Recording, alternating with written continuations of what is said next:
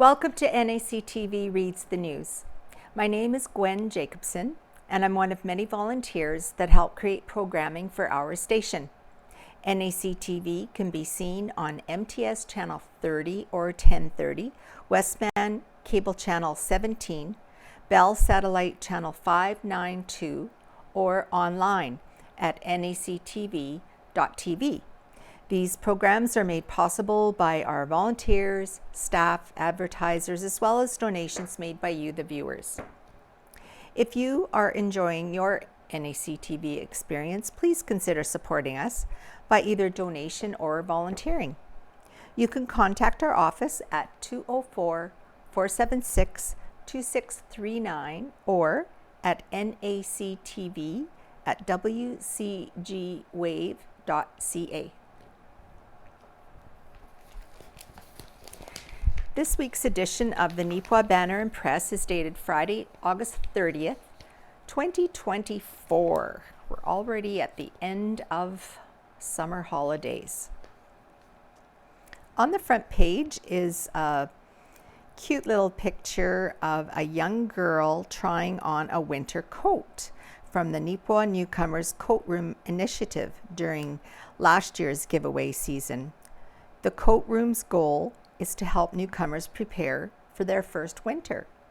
So this article is called The Warmth of Giving by Kasprick. A warm coat can make all the difference when it comes to a Manitoba winter. With a seasonal change right around the corner, so too is the Neepawa Newcomers Coat Room, or NNCR. It's gearing up for its 2024 giveaway season. This local nonprofit initiative is dedicated to giving newcomers to Neepawa a warm welcome and helping them adjust to Manitoba's icy winters by providing them with warm coats and other resources free of charge. Coat donation drives are held each year to build up their stock for each giveaway season. According to NNCR President Liesl Milligan, the inaugural event received quite the response last year, resulting in 201 coats provided to newcomers. She said, "Our community is so generous. So many people donated winter coats to the coat room. Community groups came alongside the coat room with various forms of support. Volunteers worked amazingly hard to sort, wash, inventory, and run the coat room," said Milligan. And our newcomers were so grateful and enthusiastic as they received their winter coat. Men, women, and children alike smiled and expressed thanks as they layered up for the very first time. All around great experience. And it goes on to say,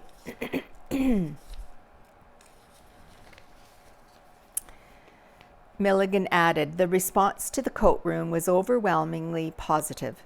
Community volunteers, coat donors, and newcomers all encouraged the coat room to keep going. We ended the 2023 season with a waiting list of newcomers hoping for a coat.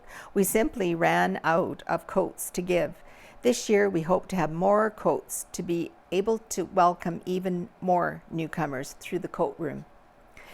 Another great year is expected by the NNCR, with 2024 registrations for newcomers opening this weekend on September 1st.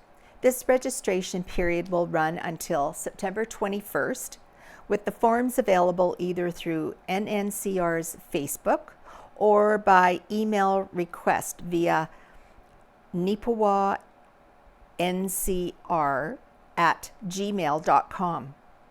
Due to demand, appointments for coats will be generated via lottery based on available inventory. Additionally, newcomers must have arrived after April 1st, 2024 for the upcoming winter to be considered their first winter. Milligan shared that preparations for this term have been going well, stating, "Coat inventory is in full swing and the coat room opens its doors on October the 4th. We will run a coat drive in September, and we are also offering a sponsor a coat program for this season. This coat sponsorship program is new to the NNCR for 2024 and allows another option for those who would like to support the coat room but do not have a coat to donate. The NNCR board has shopped for good quality winter coats during spring clearance sales for people to now sponsor, Milligan explained, noting that a monetary donation is given to cover the cost of a coat purchased by the NNCR board instead. Those wishing to lend a hand in giving Neepawa's newcomers a warm welcome are invited to drop off coat donations at the donation bins located at ArtsForward or residential address 262 2nd Avenue in Neepawa. Further details on coat sponsorship are available via NNCR's social media. All right. New LED streetlights installed in downtown Neepawa by Owen Devereaux. By now, you've likely noticed the brighter lights that are illuminating portions of downtown Neepawa. That's due to the dozen brand new light-emitting DID LED street posts which have been installed by Manitoba Hydro along the 200 block of Hamilton Street and a small portion of 400 block of Mountain Avenue. Riley McDonald, a media relations assistant with Manitoba Hydro, informed the Banner and Press that these new light standards were installed to replace posts and underground cables in the area that actually date back to 1985 and were no longer fit for purpose. Replacing these lights will ensure they continue to provide safe, reliable lighting to the community for decades to come, said McDonald. In total, the replacement of the lights took about 2 weeks of work, which included portions of pavement being removed to allow for 420 meters of new cable to be installed. The new streetlights are part of Manitoba Hydro's LED lighting conversion program, which over the last 5 years has sought to replace old-style, high-pressure sodium streetlights with energy-efficient LEDs throughout the province. The switch to LED is expected to save 35 gigawatt hours in electricity and 6 megawatts in winter peak demand savings in the coming year, as LED fixtures consume nearly 60% less energy than HPS technology.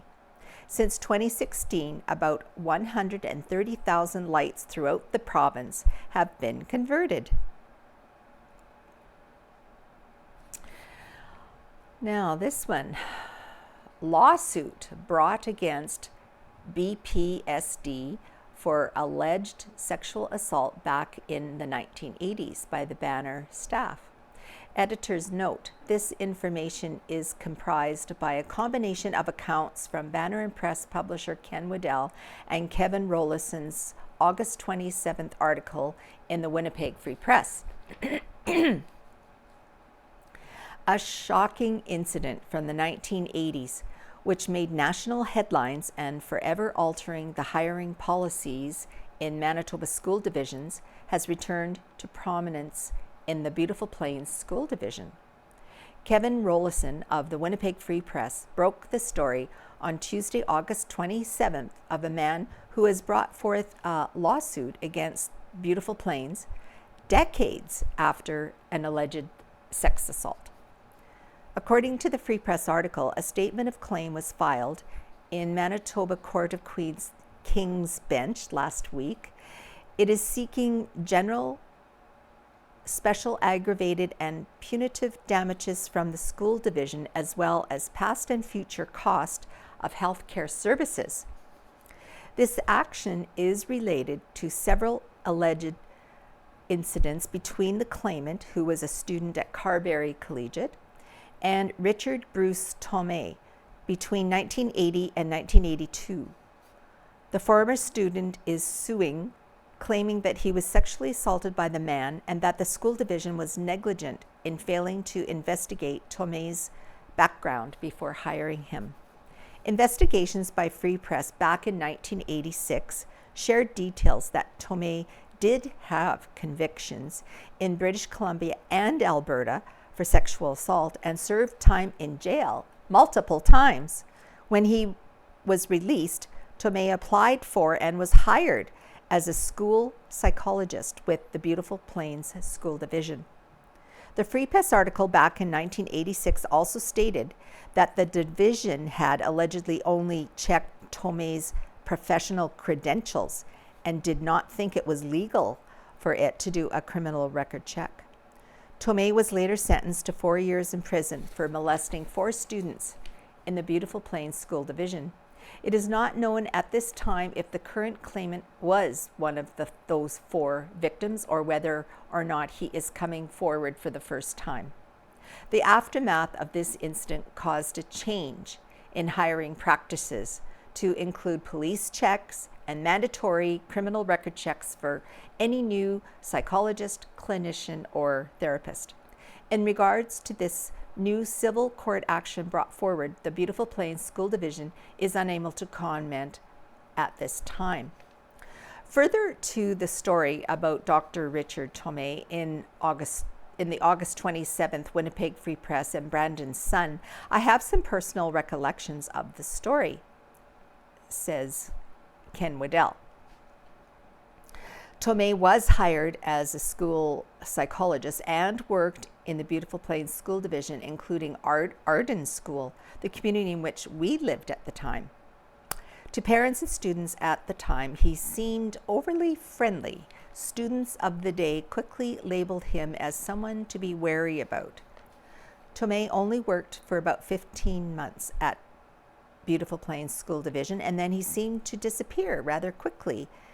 In spite of the police charges against him stemming from incidents during his tenure at Beautiful Plains School Division, the division did not seem to react very much. I don't recall him being dismissed. He just didn't show up and not much was said officially at the time. To my recollection, the Free Press story seems to be accurate. The province was increasing their efforts to fund school psychologists, and Thomé applied and got the job. As noted in the Free Press article, Thomé's criminal record was not checked by the school division as they didn't believe they were allowed to run such checks. Criminal record checks and child abuse registry checks are now commonplace for any person working with children, both in salaried or volunteer positions. Now, on a lighter note, Neepawa and Area Community Choir for the upcoming year, 2024-25. The Neepawa and Area Community Choir is returning this fall, and adult singers of all ages, abilities, experience levels, and postal codes are invited to join. Last year, approximately 50 singers from Neepawa and many surrounding communities enjoyed weekly rehearsals where smiles and laughter shared the stage with great choral music. For the first time, the choir hosted lessons and carols in December at the Neepawa United Anglican Church, which filled the pews with people and the rafters with familiar carols. The choir also added their voices to the Choraleers' Christmas in Song NACTV presentation. In the spring, they hit the road to sing at the Gladstone Festival and joined in a special festival evening in Minnedosa. Their year-end concert featured guests, the Choraleers, NACI Chorale, and hymns at Knox Presbyterian Church. A full house meant the choirs had to listen from the hall. There was just too many people there.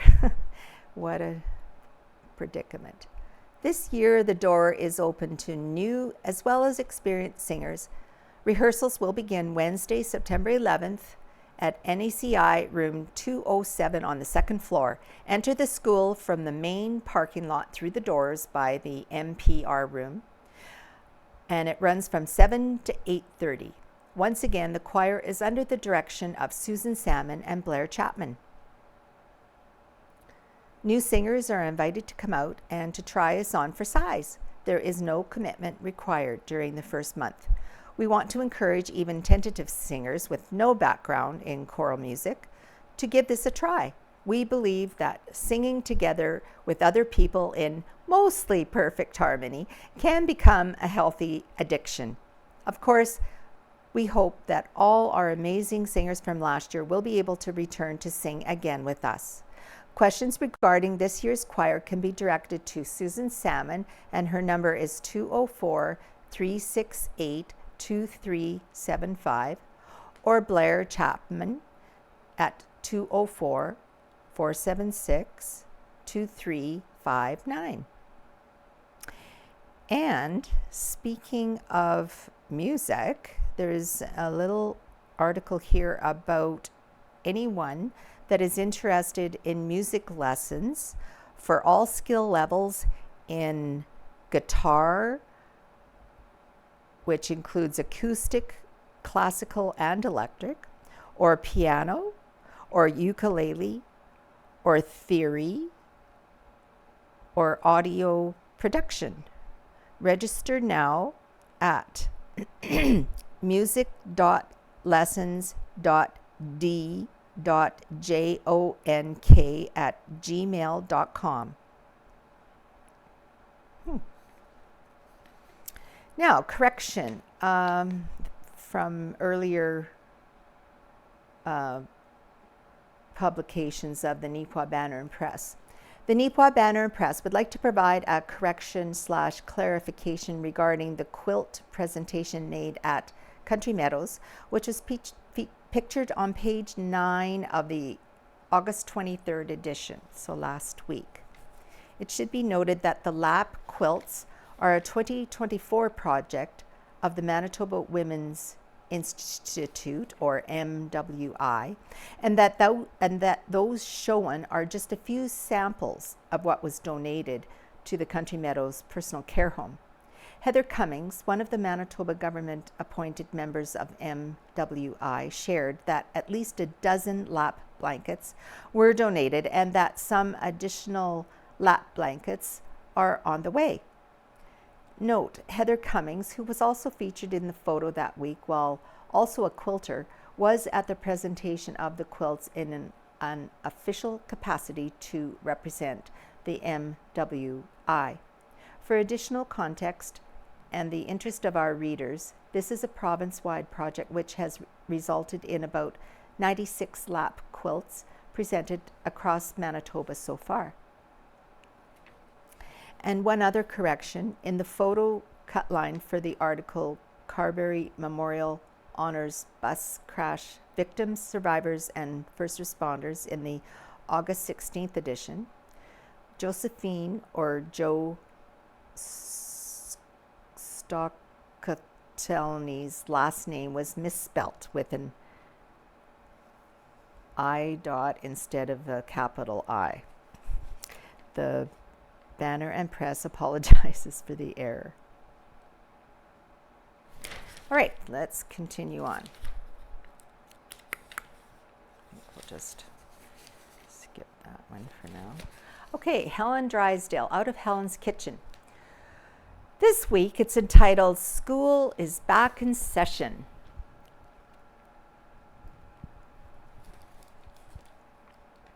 School is back in session next week for a new year. School has changed from the one-room school of years past. There, the teacher taught 8 grades and had up to 45 children from age 5 to 18, all while maintaining order in the classroom.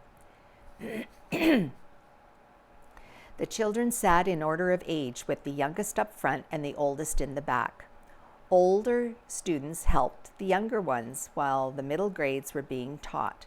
Teaching aids were blackboards, chalk, a globe, maps donated from the Nielsen's Candy Bar Company, and imagination. The teacher had an enormous responsibility alone with the pupils. There was no phone or another teacher, so all decisions were made by them.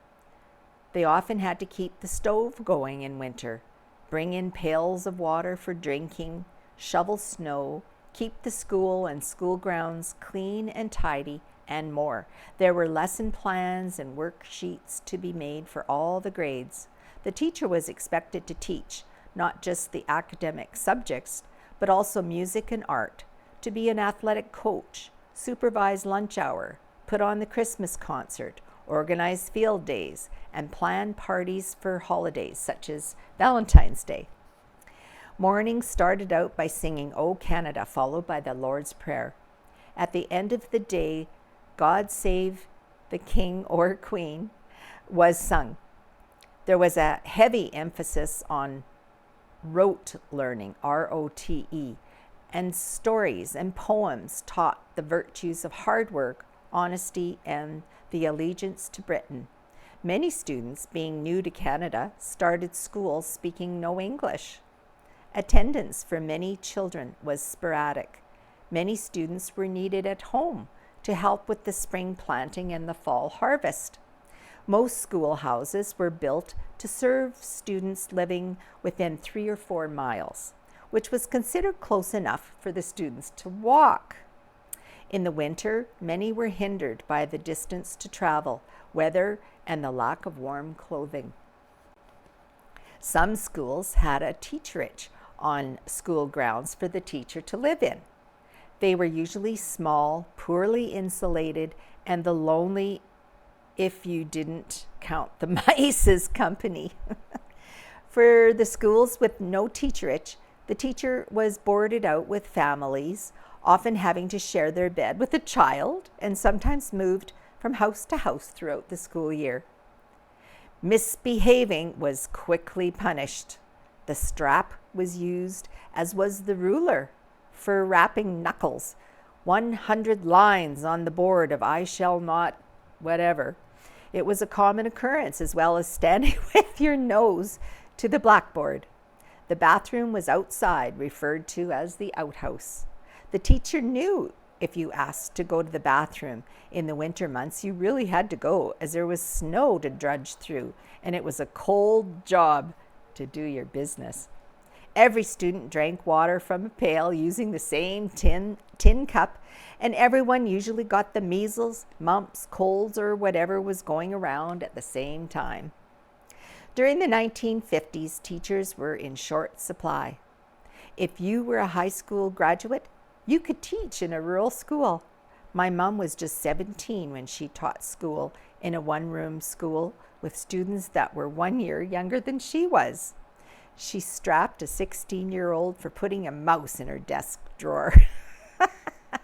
The one-room school was the creation of the people that desired an education for their children. These schools became the heart of the community. It seems a far cry from the modern school world of today, but it was the reality of the rural pioneer education system, which was so dependent upon the one-room schoolhouse. An apple for the teacher will always do the trick when you don't know your lesson in arithmetic. This apple streusel cake is filled with a layer of apples and streusel. An apple fit for any teacher. She goes on to have a recipe for streusel cake with the usual ingredients, like besides the apples, flour, brown sugar, cinnamon, nutmeg, and butter. Sounds like partly like an apple crisp recipe, but this is like a cake. Yummy. Okay, Neepawa's emerging leaders assemble at ArtsForward by Owen Devereaux. The young professionals who hopefully are the future of Neepawa were recently brought together at ArtsForward. This networking event for local entrepreneurs under 40 was held on August 13th and organized by Stride Credit Union's Emerging Leaders Committee. Its purpose, noted Kate Jackman-Atkinson, Financial Experience Officer for Stride's Neepawa branch and committee member. The purpose was to help assemble community members and build relationships between professionals. A similar event was held earlier this year in Portage La Prairie and generated a very positive response. So much so that another similar type of gathering has been planned in that city again in September. As for Neepawa's get-together, just over 25 people RSVP'd plans to attend, which for a smaller community such as ours is a positive number to see. Jackman Atkinson added that in listening to some of the conversations of the day, there were connections created between owners and potential customers. As well, a very few positive discussions with Neepawa's Economic Development Officer, Marilyn Crew, about some of the plans for development within the town. I was really happy with the interest and the conversations. I heard really positive feedback from attendees, and I hope we see this continue in the future, said Jackman Atkinson. The Stride Emerging Leaders Committee is made up of 7 staff members from across several departments and branches, including Kate Jackman Atkinson and Pam Lewandowski, the staff based in Neepawa. So here we have a picture of Stride representatives Kate Jackman Atkinson and Jen Nickel. We're welcoming local entrepreneurs under the age of 40 earlier this month. And on the right is a picture of a group of some of the entrepreneurs who were in attendance. The group was enjoying conversation and lunch, but took a pause to smile for the camera.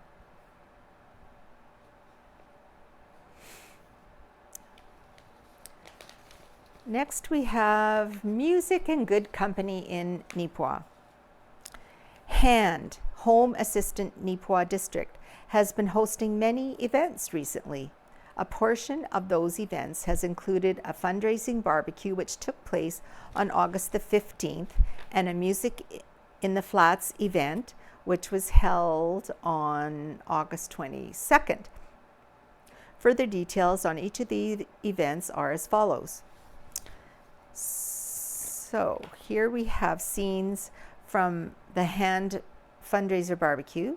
Despite the gloomy forecast, the weather held up nicely and a crowd of individuals turned out to support the organization, enjoying a hot dog lunch and music by Blair and Kim Chapman at the parking lot of the MTS building beside the Roxy Theatre. Funds raised at this event directly benefit HAND.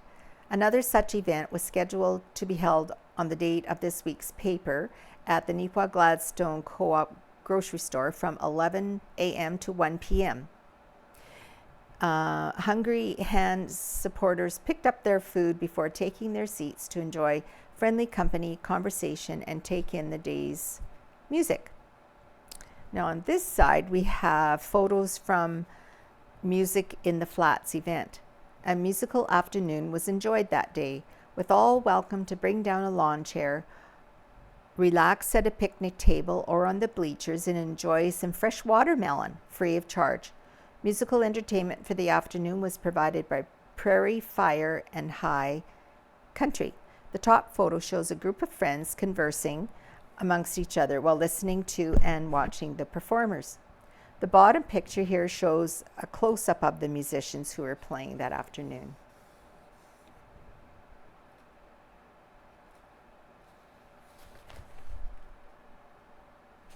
Okay, next.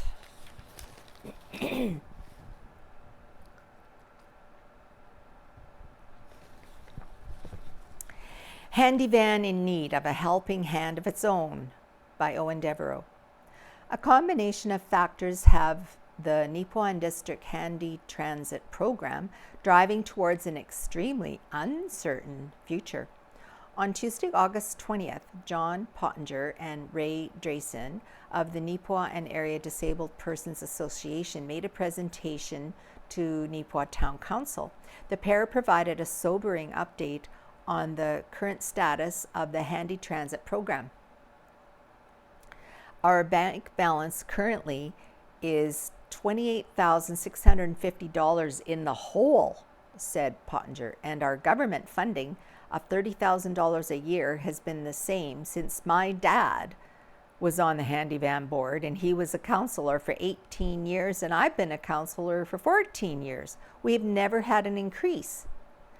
ever. Pottinger also informed Council that ever since the United Way had to pull its annual support to the tune of $10,000 a year, it has been a struggle. On top of that, the ridership totals for the program have still not rebounded to pre-COVID numbers. In 2018, we were doing 10,879 per year, and in 2019, it was 9,727. Then when COVID hit, we were down to around 3,100 on average. In 2023, we were back up to 5,098, and we're at a total of 3,324 so far this year. So the ridership is moving up, but slowly, and it's never come back to where it was, Pottinger explained. Other negatives severely impacting the program include costs for required annual audits and vehicle safety inspections. As well, there is the expense of autopack and the substantial increase in fuel prices over the last few years, even with the pause in the provincial gas tax factored in. All in all, those combination of issues have placed Handy Transit in a difficult situation and searching for long-term solutions. Pottinger noted they are drawing attention to this situation now because there will be another huge decision Handi-Van will need to make in the future in relation to its aging fleet of vehicles. We have a big bus and 2 small vans, and the older one is a 2014 model with 230,000 kilometers on it. We should be looking at replacing it, but we have no money to do that, stated Pottinger. Drayson added that the big bus is even older, though they couldn't say exactly what the model year was, perhaps between 2006 and 2010. We haven't able to even think about putting money away for replacement, said Drayson. As if all this wasn't enough, Pottinger informed Council that the transmission in the newer van has to be replaced to the cost of around $7,000. Pottinger concluded by saying this is not just a Neepawa area problem, as he has heard of many other handy transit services in Manitoba dealing with the exact same issues.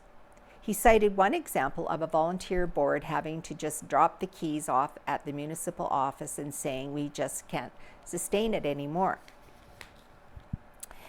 After this presentation closed, Council members asked a few questions of Pottinger and Drayson. A question was asked about the need to increase to the user rate. Pottinger stated that many of the users of the service are on very fixed budgets and that they've tried not to pass the issue down to them. Another question brought up the possible sale of advertising or sponsorship on the vehicles as an additional revenue option. Pottinger replied that unfortunately that was something they can do. He explained that the wording of their contract to receive their annual provincial funding prohibits such a thing. In conclusion, Pottinger and Drayson laid out what might have to happen moving forward. Back then, $30,000 used to be able to take care of a lot of the expenses, and we are not there anymore. Going forward, all the municipalities connected to the program, we're going to have to look at maybe $20,000 a year worth of extra funding just to keep us floating. Because if the provincial government doesn't come up with more, I don't know. The Neepawa District Disabled Persons Association Incorporated, also known as the Neepawa Handi-Van, is a non-profit organization that provides transportation services in the town of Neepawa and the rural municipalities of Rosedale, North Cypress, Langford, and Glenella Lansdowne. Priority is given to seniors and persons with disabilities to transport them to their medical appointments, but it now accepts booking from the public for other trips if the vehicles are available.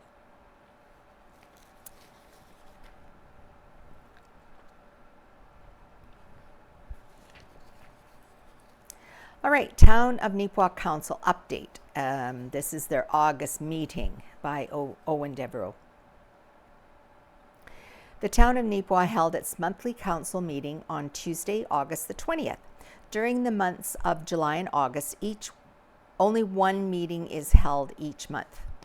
The council will be switching back to a meeting on every first and third Tuesday of the month starting in September. So these are the following councillor reports. Councillor Lisa Pottinger, who is the town's official representative on the Yellowhead Centre Board, updated Mayor and Council on the current situation with the building. The volunteer-operated facility recently ran into problems with one of the pipeline, which run underneath the arena's concrete floor. The issues delayed the installation of the ice and cancelled several scheduled events, including the Neepawa Titans Hockey School and Training Camp. Repairs have been made, and as of Monday, August 26th, the creation of ice was underway. Mayor Brian Headley notified the rest of council that himself, along with Deputy Mayor Murray Parrott and CAO Colleen Sensation, sat down with Trina Slade and Dan McGregor of the Prairie Mountain Health in relation to the community contribution to the new regional hospital. Doesn't say what they talked about. Councillor Yvonne Sisley reported that the summer day camp has concluded for the summer. Sisley thanked the participants as well as operators Preston Feeney, Ruby Ray, and Katie Ray Byram for their involvement. Neepawa's men's shed has completed construction of 12 bat houses, which will be placed throughout the town. Bats are actually very good creatures to have around, as they can consume a large number of pest insects and aid in pollination. Anyone interested in sponsoring a bat house is asked to contact Neepawa Rec. The Children's Business Fair was a success, as 17 youth set up booths and a combined $1,700 in product was sold. What's the Big Idea is scheduled for October 17th. Planning for the event is underway. Lastly, Sisley noted that she attended the Rolling Barrage event and was happy to see the amount of locals who came out to show their support for this annual cross-Canada awareness initiative. Rolling Barrage is a Trans-Canada motorcycle trek which attempts to raise funds and awareness of post-traumatic stress disorder in military, police, fire, and emergency services personnel. And the manager of operations is Denis Sakwe. His update to council members and the community included details on some patchwork of roads that recently took place on some streets. As well, wastewater treatment plant training in the new facility started on Tuesday, August 20th for staff. The contractors from Quebec who are in charge of that training worked with local staff for 3 days on some of the details related to the new plant.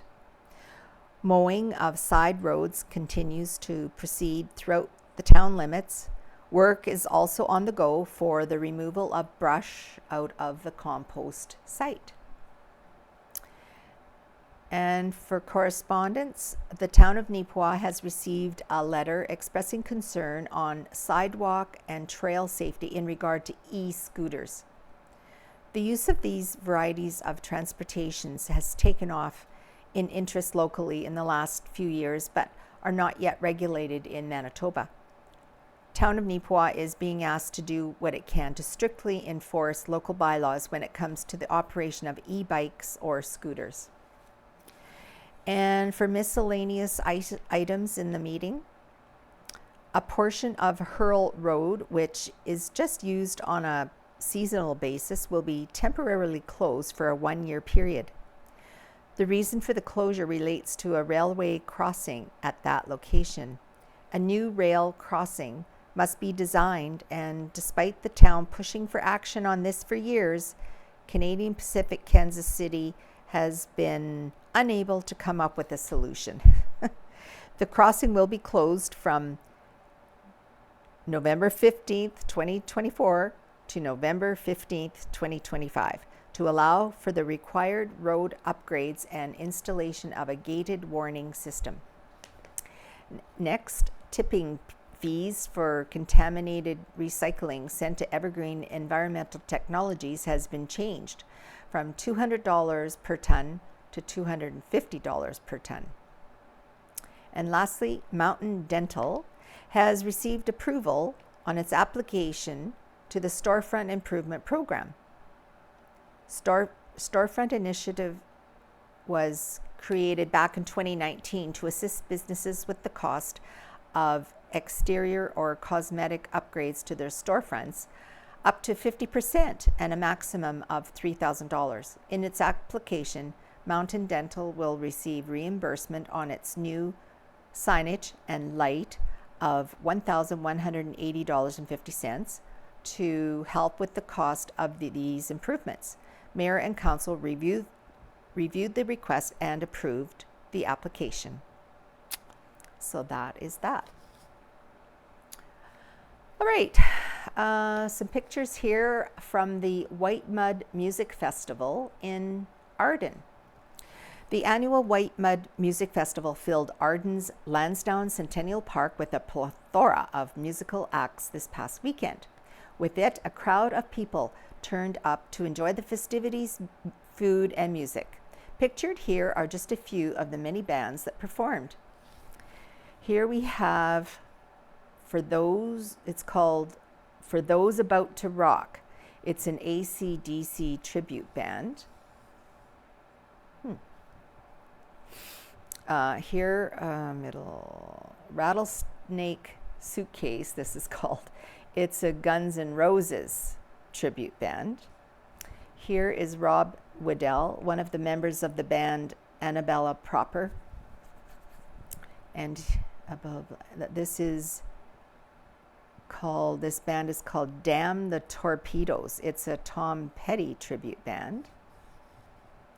And here is another band called the B-34st. Well, that was probably a good time. I think I'll come back to this. Okay, sports. More local results from the 2024 Manitoba Summer Games by Paul Cashel. The Manitoba Summer Games 2024 saw quite a few athletes from Neepawa and the surrounding area participate this year in Dauphin. This article will look at all the athletes and coaches and managers that gave up numerous hours of their summer holidays and work shifts in order to represent Westman and their local towns, of course, which includes Neepawa. So, for basketball, in regard to the two under-16 basketball teams, Neepawa had two athletes who were part of this team, Ria Cashel for the girls team and Juris Luna for the boys. Other locals on the basketball teams were Gabe Minot and Owen Unraw of Carberry on the boys team, and Charlie Unraw, also from Carberry, on the girls squad. The three boys from the area, along with head coach Chris Unraw, also from Carberry, had a phenomenal tournament of the games and easily defeated all teams in the round robin and throughout the playoffs. The team would win the gold medal by beating the Winnipeg Gold team by a score of 78-57. The under-16 Westman girls team would have a much tougher time through the round robin tournament since they started out in Pool B, but win all their games and move to the A pool. It is here they would defeat Winnipeg Gold 57-51 to advance to the gold medal final. Unfortunately, the team would come up 2 points short in the gold medal game to the Winnipeg Blue team and be defeated by a score of 38-40 in the final 2 minutes of the game. Overall, a very good representation by Westman basketball teams with a gold and silver medal. Track and field. In athletics, track and field, there was a very large representation of athletes from not only Neepawa, which was Karina Wither, Kira Cashel, Chastity Franceschi, Amaya Cox, and Rockland Turner, but also from the Gladstone/Langruth area, who were Lindley Armstrong, Jane Winters, Ella Stewart, Stacy Cherenko, and Alex Bullard. Also from Neepawa was head coach Paul Cashel and manager Lynette Wither. The track and field athletes practiced 3 days a week prior to the games in both Gladstone and Brandon. At the games, the track meet was held over 2 days, with the cross-country meet held on the 3rd day of the games. The correct results are as follows. Rockland Turner, under 16, high jump, she won a bronze. In triple jump, she came in 7th, and the 4x100 meters, she came in 6th. Chastity Franceschi, under 16. In the discus, she came in 11th, and in shot put, she came in 8th. In discus, she came in 8th. Shot put, 8th. Amaya Cox, under 16. In long jump, she came in 7th. In triple jump, 10th. In the 200 meters, 8th. And the 4x100 meters, bronze. She got a bronze. Kira Cashel, under 16. In the pentathlon, she got a silver medal. And in 4x100 meters, she won the bronze medal. Karina Wither, youth 16. In the 200 meters, she came in 7th, the javelin 5th, the discus 6th, the 4x100 meters, she got a bronze medal. In the medley relay, 5th place, 4x200 meters mixed, bronze medal. Jane Withers, under 14. In ball throw, a bronze medal. Shot put, 5th place. 150 meters, 14th place. 4x100 meters, 4th place. Lindley Armstrong, under 14. In discus, 5th place, and high jump, 5th place. Stacy Cherenko, under 16. In javelin, a gold medal. In shot put, 8th place. 4x100 meters, 6th place. Alex Bullard, under 16. In the pentathlon, 4th place. High jump, 5th place. And Ella Stewart, under 14. Pentathlon, a gold medal. Long jump, a bronze medal. 4x100 meters, 4th place. And cross-country team, a bronze medal. So that is awesome. And Henton, Natalie Henton, won a bronze medal in standing long jump.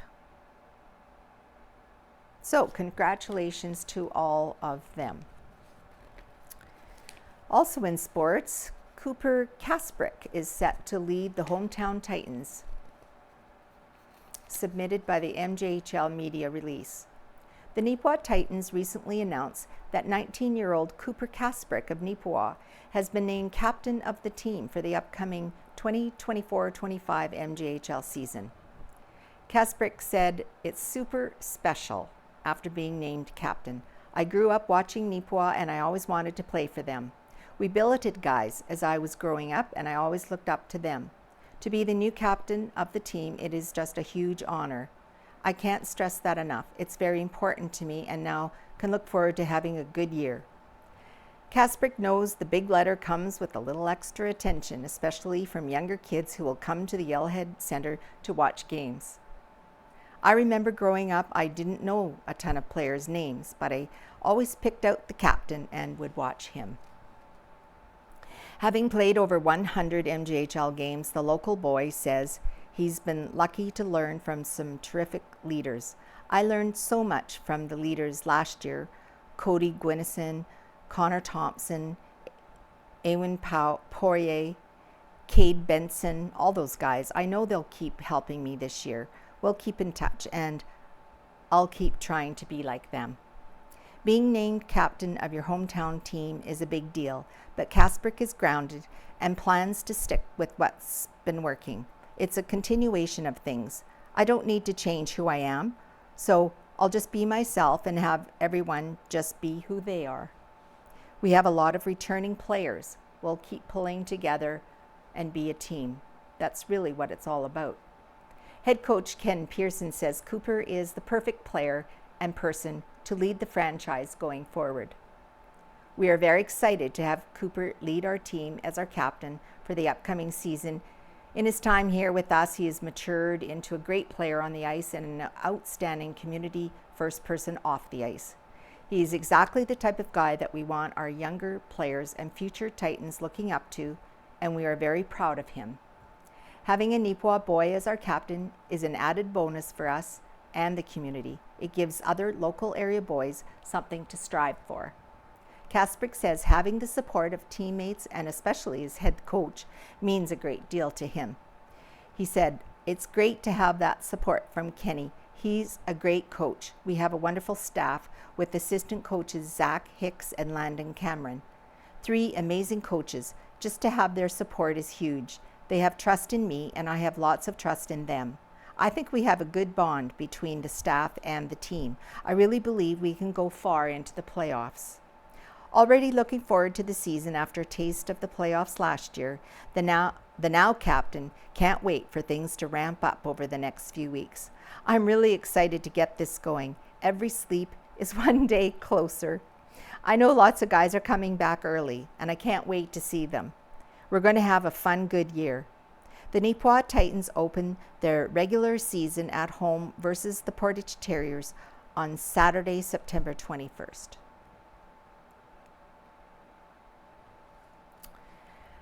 And on to the Santa Clara Baseball Championships by Owen Devereux. The Portage Padres have established themselves as a true modern-day dynasty in the Santa Clara Baseball League, winning their 5th league title in the last 8 seasons. The Padres secured their place in local sports history with an 8-5 win over the Plumas Pirates in the 5th and deciding game of this year's league championship on Wednesday, August the 21st. Tyler Olson pitched 6 innings to earn the game and series-earning victory, while Cade Marinak was credited with the save. The pair surrendered just 5 hits in total to the Pirates, over 7 innings. This league title marks the 5th time Portage have become league champions since 2016. The 2021 Santa Clara Baseball League season was canceled due to provincial restrictions related to COVID. And here's a picture of the Portage Padres being named the champions, defeating Plumas. And for year-end awards, the Santa Clara Baseball League has announced its award recipients for the 2024 season. Dalen Laramie of the Portage Padres was named the league MVP. Laramie's regular season numbers were extremely impressive as he had a .526 hitting percentage. As for the 2024 pitching award, Neepawa's Garrett Rempel and Plumas' Ryland Dembo were named co-winners. Both hurlers finished the regular season with identical 4-2 records, with Rempel collecting 46 strikeouts in 40 innings pitched, while Dembo had 41 in 38. Meanwhile, Carson Dubois of Portage was named Rookie of the Year. So congratulations to Portage Padres and the rest of the Santa Clara Baseball League on another successful season. And here we have a picture of the co-winners of the top pitching award, Ryland Dembo of Plumas and Garrett Rempel of Neepawa. Now, we have quite a long article here, but it's a look back at the Neepawa Lions Club number 3105, November 3rd, 1938 to June 30th, 2024. Over the 85 plus years as one of several service clubs in Neepawa, the Neepawa Lions Club has a legacy and history of accomplishments to contribute to the development of the town in numerous programs and projects that help the community grow towards its present status. The Neepawa Lions Club started its service in 1938, just as World War II was starting. The original members, and with help from the citizens of Neepawa, began fundraising projects to fund war bonds and put together and send personal care packages to the soldiers who were engaged with fighting in the European front.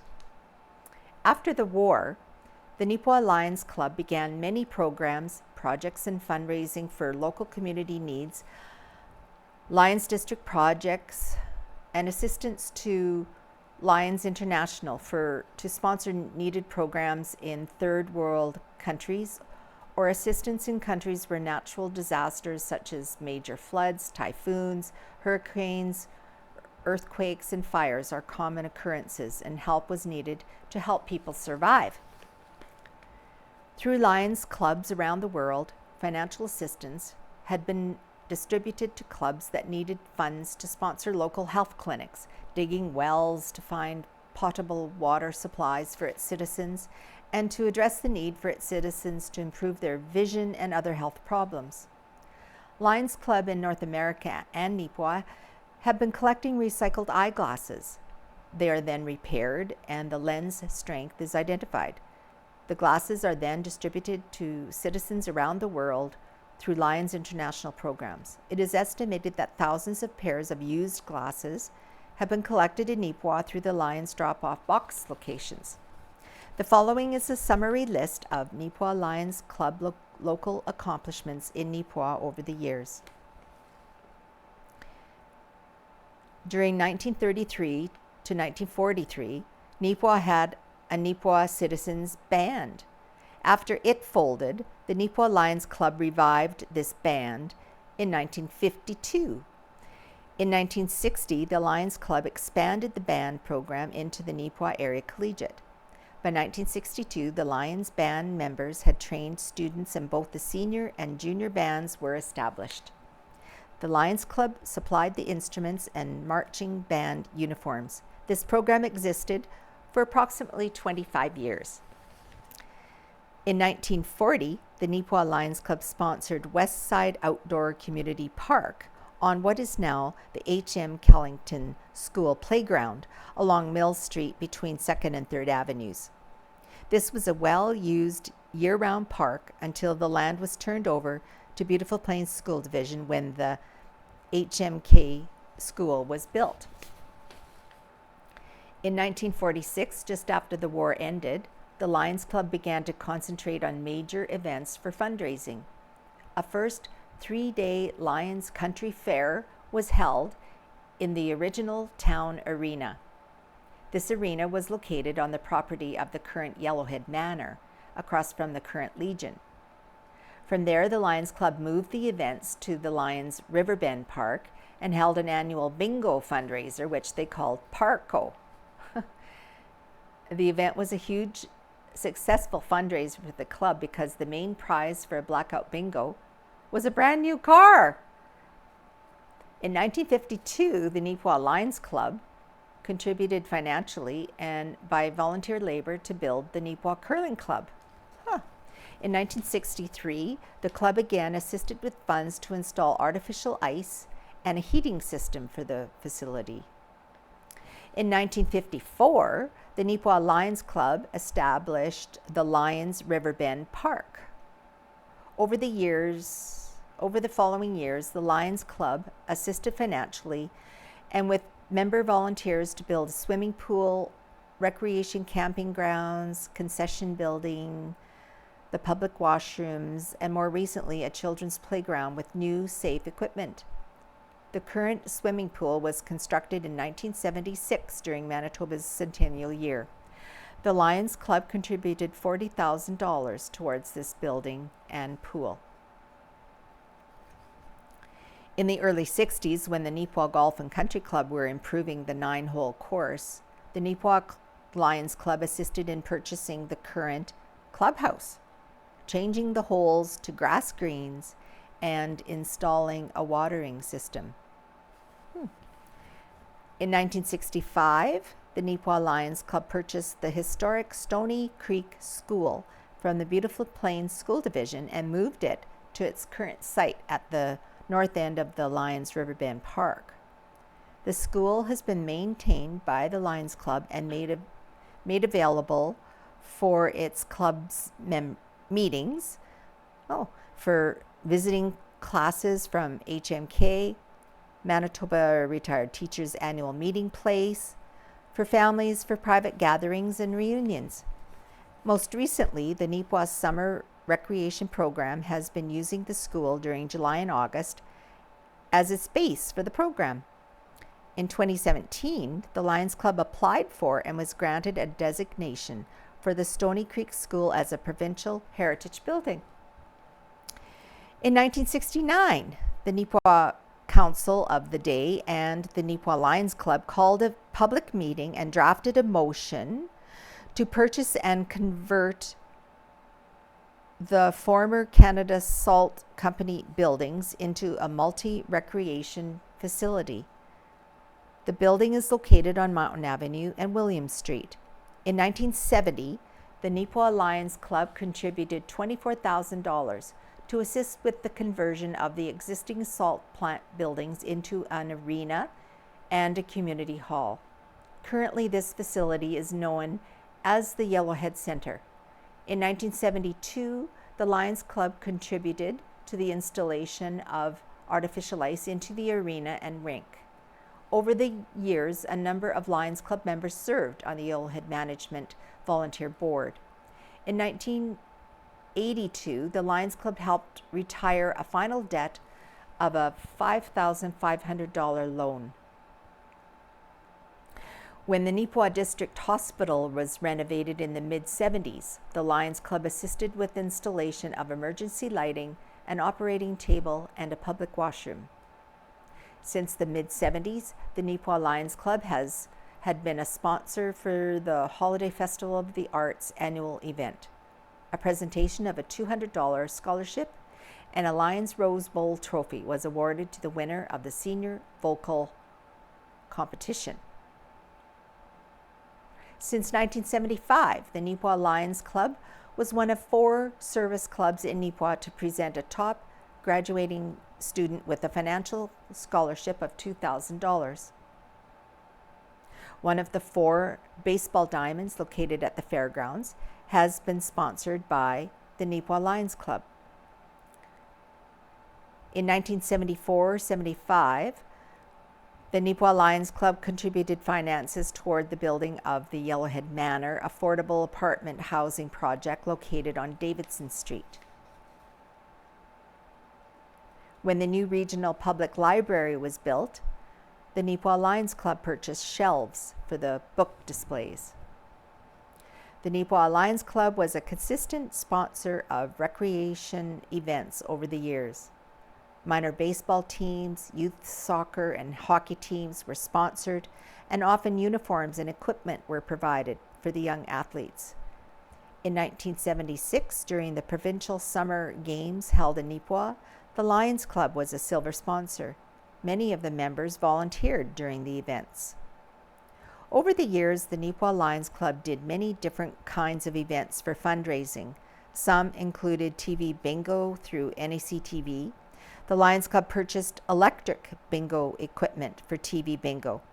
This equipment was donated to NACTV and is still used for their fundraising project. Lottery tickets with both prizes or 50-50 cash draws, concerts at the Roxy Theatre, and selling both Lions light bulbs and Lions peanuts door to door were some past fundraising projects. Recently, with diminishing membership, the Lions Club has concentrated on the semi-annual Lions Lifelines and Christmas cake sales, and both baseball and football pools. All were very successful. In 1981, during the United Nations declaration as the Year of the Disabled Persons, the Neepawa Lions raised $28,000 and purchased a van for the Touchwood Park Association, a nonprofit organization serving adults with developmental and physical disabilities. They also contributed funds for the first community-operated ambulance vehicle. In 1983, during Neepawa's centennial year, the Neepawa Lions Club constructed the nursery school located next to the regional library. It was then turned over to volunteer board members. When the new regional public library was built, the Neepawa Lions Club purchased shelves for the book displays. In the 58 years that the Neepawa Lions Club has owned the Stony Creek School, the club maintained the interior of the school in the manner that the school was used prior to 1950. Since it's been located in Lions Riverbend Park, the school has been reshingled 3 times, the most recent in the spring of 2024.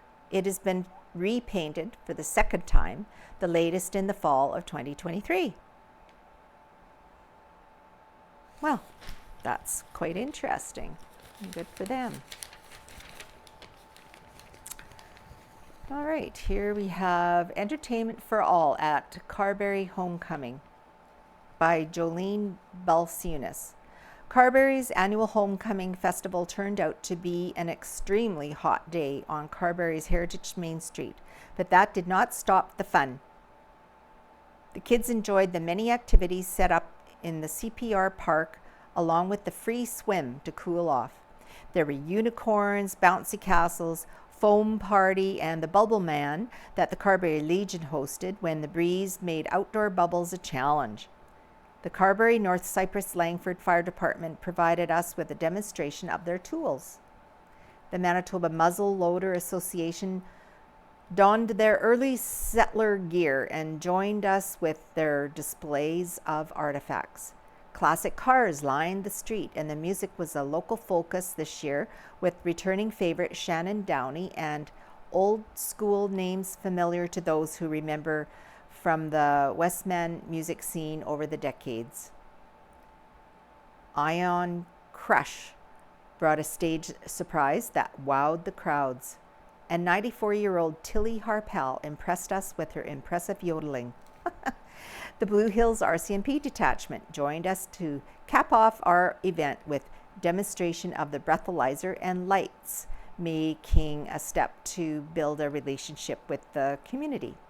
This free event is generously sponsored by our local businesses. Diamond sponsors Spud Transport, Carberry and Area Chamber of Commerce, the Town of Carberry, McCain's, and Interlake Memorial were extremely valuable to ensure this festival is accessible to everyone. Mark your calendars for next year, August 23rd, 2025, for Carberry's 4th annual homecoming. Here we have a few pictures of what was happening August 24th and 25th in Carberry. Here, a transformer showed up for the festivities along with the RCMP members. Here, a gentleman braces for a pie in the face from Johnny Law. There was some dinosaur battles in the bubbles for the kids. Here we have an arm wrestling competition that was open for all ages. And here we have 2 youngsters give it their all to see who between them will win. And here, this princess, along with a very special unicorn companion, provided some whimsy and wonder. Aw, cute. More from the 2024 Children's Business Fair. Pictured here are some additional shots from the 2024 Children's Business Fair that was held in Neepawa recently. Full details on the event were printed alongside a couple photos in last week's edition of the paper. There are plenty more that the banner press was not able to showcase, but all are to be commended for their time, effort, and creativity in making their ideas come to life. Here we have a reader who attended the fair, A reader who attended the fair purchased this item. This many-tentacled friend was remarked, as being very well done, and its new owner wished to share it with other readers. Here's a couple of the other that attended. And here, Senior Scooter Safety with HAND, Home Assistant Neepawa District, held a Scooter Safety Day on August 26th with 21 participants in attendance, ready to learn all there is to know about scooter safety. Constable Weston, I guess that's him, and Tim Newman from Brandon Mobility, and Terry Smith all played a role in the day's instruction. Participants sit on their scooters here. That's so cute. Quite a few attended as instruction is given. NACT was also on the scene to record the program. Right here. And here the participants' knowledge is put into practice. So they're practicing what they've been taught. A full story on this event will appear in a future edition of the Neepawa Banner and Press. Well, we're kind of running down in time here, so I don't know. Maybe I'll just read this. Local assistance requested on Rick Sparling's next book. I'm at the start of a fairly large project and am needing some help. The project involves senior baseball in the Neepawa District League, the Yellowhead League, the Manitoba Senior Baseball League, and the Santa Clara Baseball League. If you have any photos of teams or stories about your baseball days, I'd be interested in hearing from you. I'm hoping to bring this up to the current date when the 2024 Santa Clara champions are crowned. Well, we know who that is. 1949 and a bit before to 2024. Hopefully, especially guys playing on the current Neepawa Cubs, have some pictures of teams with names of the last 5 or 6 years. 2021, no, COVID stopped it. Guys from Plumas, who I have picked a photo but no names. Guys from Portage, the Padres won lots, but no names to the photos that I have. So if you have any help you can provide, email me at rickbarb, as in RICKBARB at shaw.ca, or call Rick at 1-204-668-6074. So I think that's all the time I have for this week's edition of the Neepawa Banner and Press. So thank you for joining us today, and hopefully we'll see you next time. So bye for now.